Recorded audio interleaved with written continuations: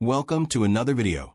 Today we're going to see another fascinating story from the world of Star Wars, and I ask you to subscribe to the channel first, so that we can put out more content like this in the future, and let's get to it.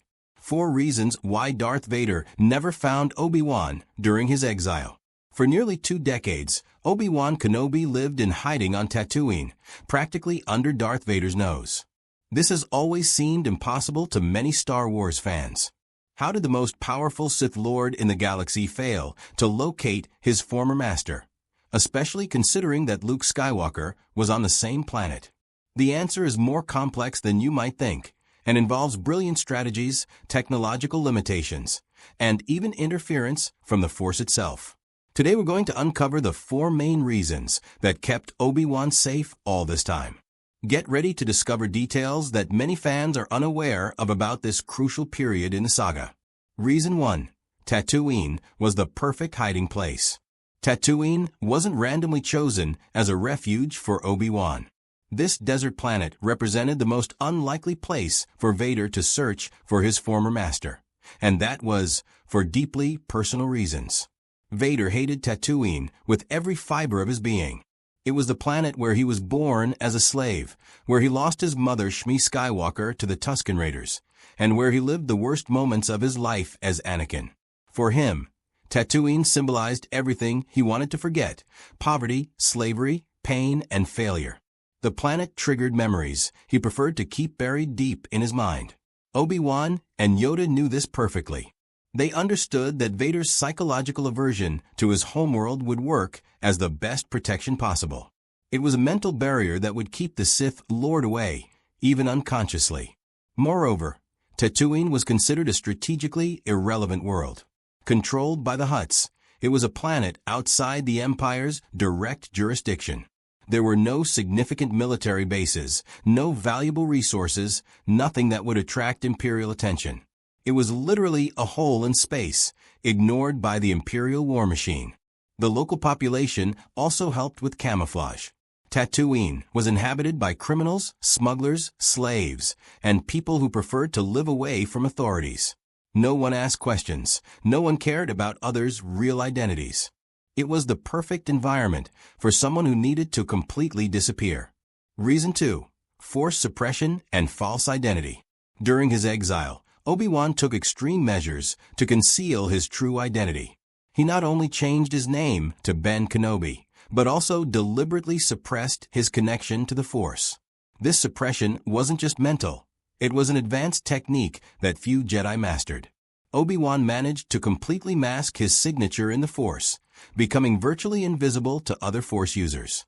It was as if he had erased his own existence from the galaxy's spiritual radar. Vader, despite his power, had limitations in his ability to sense presences through the Force. His injuries on Mustafar not only damaged his body, but also affected his sensitivity to the Force. He was no longer the same Anakin who could sense things with crystal clarity. His abilities were reduced, especially in detecting distant or suppressed presences. Obi-Wan also adopted a completely different lifestyle. He became a hermit, living simply and avoiding any action that might draw attention. He didn't use lightsabers, didn't display Force powers publicly, and behaved like an eccentric old man in the desert. For all practical purposes, Ben Kenobi was just another strange resident of Tatooine. The physical transformation also mattered. Obi-Wan aged rapidly due to stress and the harsh environment of Tatooine. His appearance changed drastically, making him unrecognizable to those who had known the young and confident General Kenobi from the Clone Wars. Reason 3. Technological and bureaucratic limitations of the Empire. The Empire, despite all its advanced technology, had significant limitations in its tracking and identification systems. During the transition from Republic to Empire, many records were lost, corrupted, or deliberately destroyed. Obi-Wan had crucial help in this regard. Bail Organa, one of the founders of the Rebel Alliance, had access to governmental resources during the early years of the Empire. He managed to create a completely convincing false identity for Obi-Wan, including birth records, work history, and even falsified medical records. Identification systems at the time were not as sophisticated as we might imagine.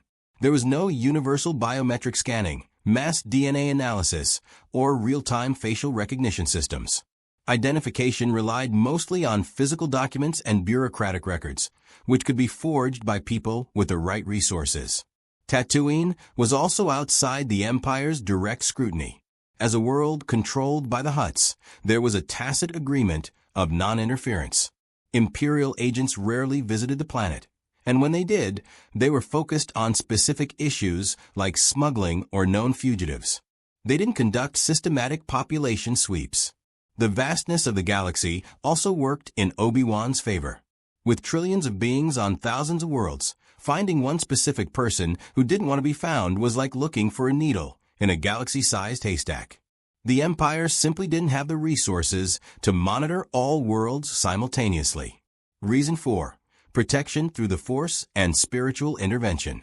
The most fascinating and least understood reason is the spiritual protection Obi-Wan received through the Force. It wasn't just his own ability to hide. Greater forces were at work to keep him safe. Qui-Gon Jinn, Obi-Wan's former master, had learned to communicate after death through the Force. He guided and protected Obi-Wan during his exile, offering advice, and even subtly interfering in events to keep his former Padawan safe. The Force itself seemed to have an interest in keeping Obi-Wan alive. He had a crucial role in Luke Skywalker's destiny and, consequently, in the balance of the Force. There was a kind of cosmic protective field around him, diverting threats and keeping him off his enemies' radars. Vader, ironically, was being manipulated by the Force in ways he didn't understand. His aversion to Tatooine wasn't just psychological. It was amplified by the Force itself to keep him away. Every time his thoughts turned toward his homeworld, something would distract him or pull him in another direction. The extinct Jedi also played a role. Through the Force, they subtly influenced events to protect one of the last of their order. It was a cosmic conspiracy to ensure the galaxy's hope wasn't completely extinguished. Conclusion. Obi-Wan's survival on Tatooine was not luck or coincidence. It was the result of careful planning, personal sacrifice, and even cosmic intervention. Each of these 4 reasons worked together to create the perfect protection for the galaxy's last guardian of hope. Vader never found Obi-Wan because he wasn't supposed to. The Force, destiny, and the very narrative of the saga conspired to keep the old Jedi safe until the right moment. When they finally met again on the Death Star, it was because Obi-Wan chose to reveal himself, not because Vader found him. That's the true brilliance of Star Wars. How seemingly simple elements come together to create a deeply complex and meaningful story.